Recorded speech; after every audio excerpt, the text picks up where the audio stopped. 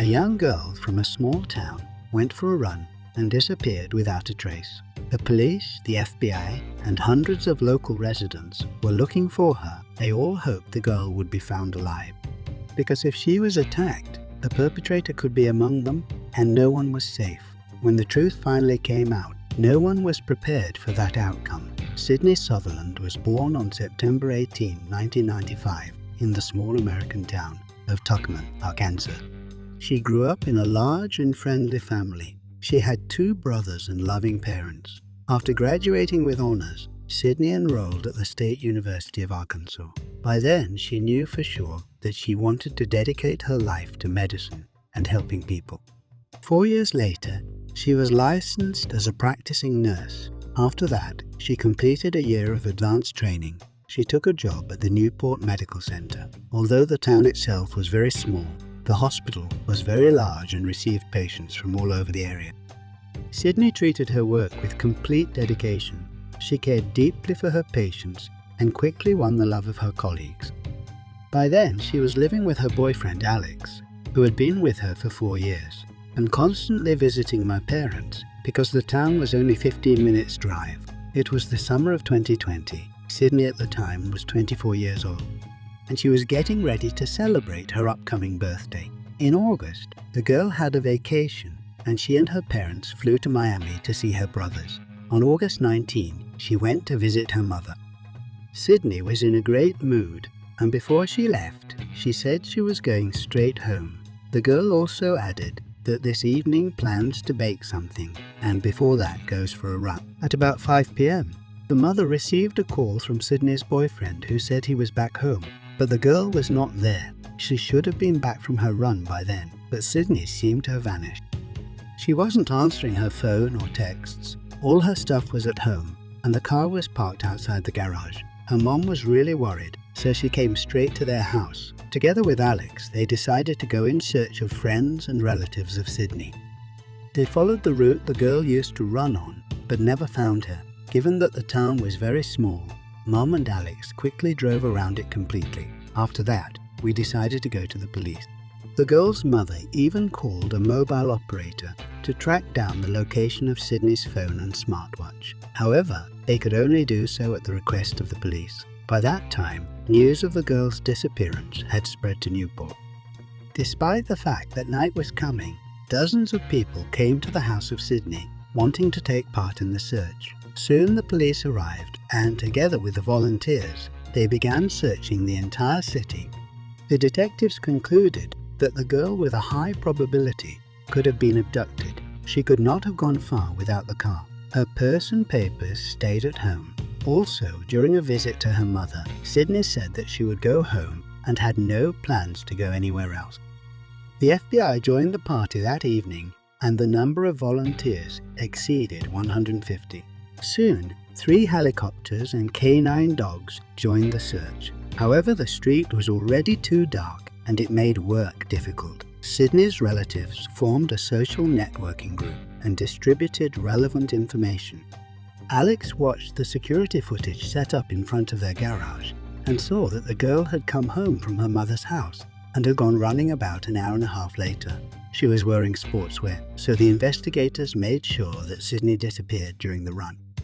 They soon found the first witness. A courier driver told police that he saw a girl running along the 18th Road, which connects Newport to Grubbs. It was around noon the 3rd day.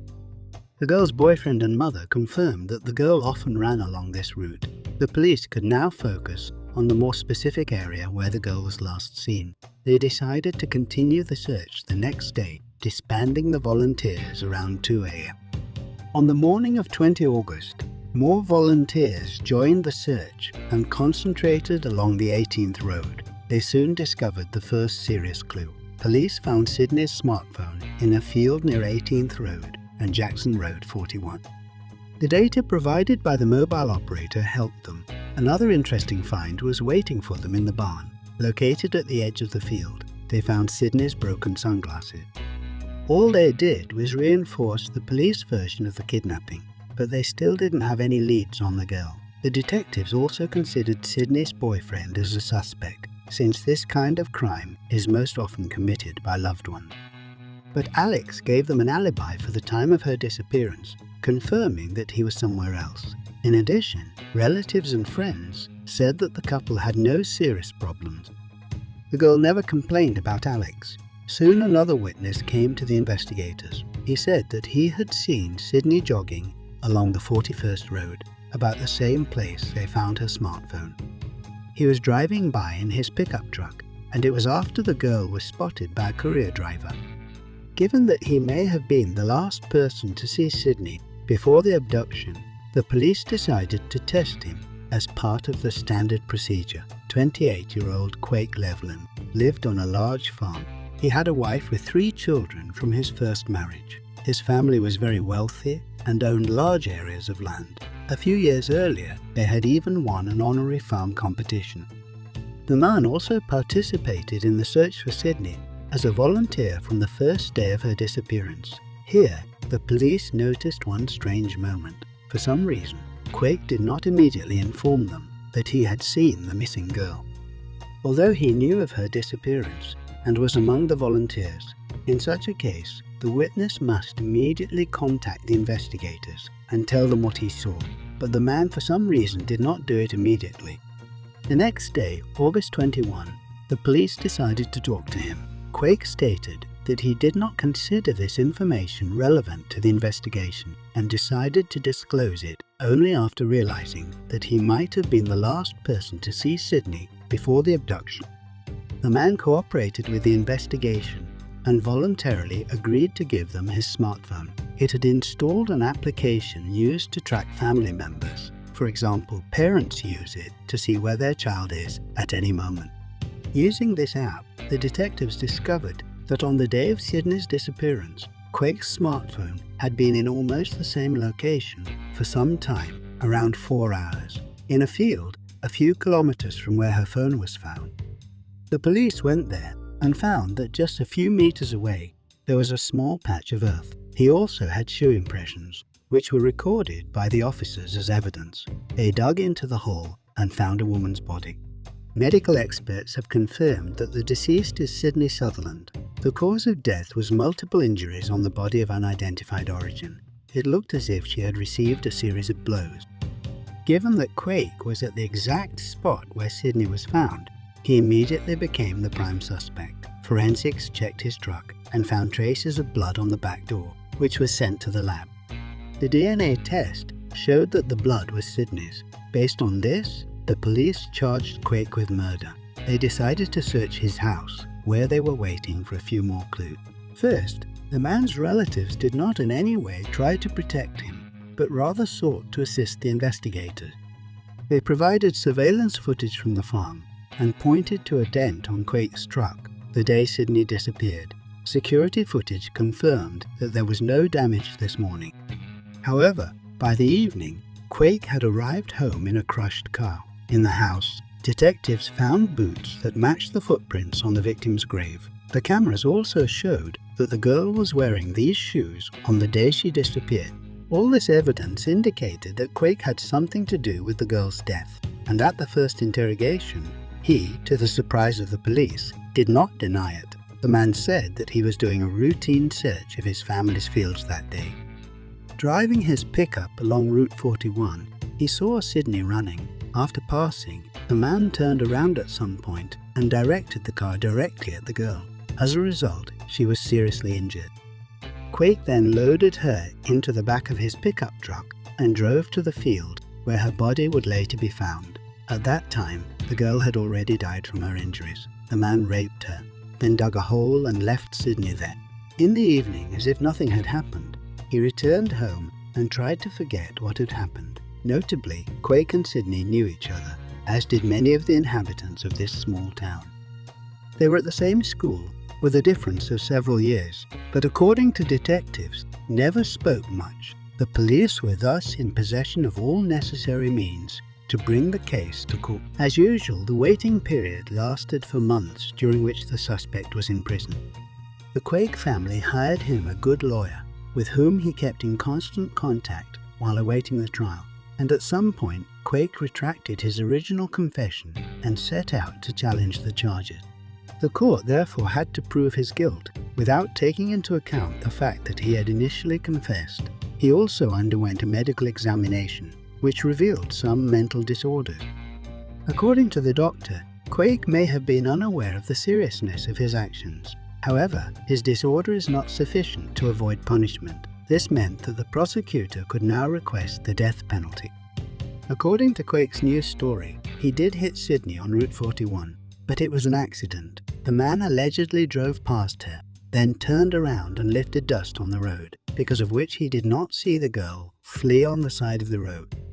He got scared and panicked, so he decided to bury the body to avoid punishment. This version seemed very weak. Quake was asked why he turned around in the middle of the road and drove back. They received a rather strange answer. The man stated that he had simply decided to ask if Sydney was all right. The argument about dust was also questioned and disproved. The road on which it all happened was actually covered with earth. But at the same time, they could not physically lift so much dust to block the driver's view. The police repeatedly drove over it and made sure of it. Despite all this, Quake now had to defend himself in court, which had been dragging on for months. This was greatly facilitated by his lawyer, who flooded the court with various demands. He asked to move the trial to another county because he feared that his client would not receive a fair trial in a city where many knew and loved Sydney. In total, counsel submitted some 50 claims to the court, some of which were frankly absurd. For example, he tried to enforce a ban on displays of emotion in the courtroom, including by the victim's relatives. A little over a year had passed since Quake's arrest, and the trial was about to begin. The prosecutor assured that he would seek the death penalty. At some point, the suspect decided to make a deal. He agreed to confess that he had intentionally killed Sydney and abused her if he served life. The victim's relatives agreed to this deal, and the court accepted it. On 1 October 2021, Quake officially confessed to the judge. He was convicted and sentenced to life without parole. As expected, his motive was to assault Sydney. Driving past her, he made a decision and turned around, deliberately intending to run her over. Standing in front of the judge in the presence of the victim's relatives and friends, the perpetrator showed no remorse. Sydney's mother demanded that he look into her eyes, but there was no emotion on his face. The girl's parents said that a life sentence for a murderer would suit them perfectly. They did not want the process to drag on for years, during which they would have to listen to ridiculous excuses. Now, on the anniversary of Sydney's death, friends and family gather on the very road where she was hit and arrange a memorial procession. It was also the site of a memorial commemorating this tragic and inhuman crime. As for the relatives of Quake, it was a huge blow to them. They have always had a reputation as a decent and friendly family who worked hard as farmers to earn a living. They couldn't believe their son was capable of murder, but they admitted that he should be held responsible for what he did, and they didn't try to help him out. Share your opinion on this story in the comments, and don't forget to like under the video. You can also support our channel by subscription if you want to help us develop. Thank you for watching,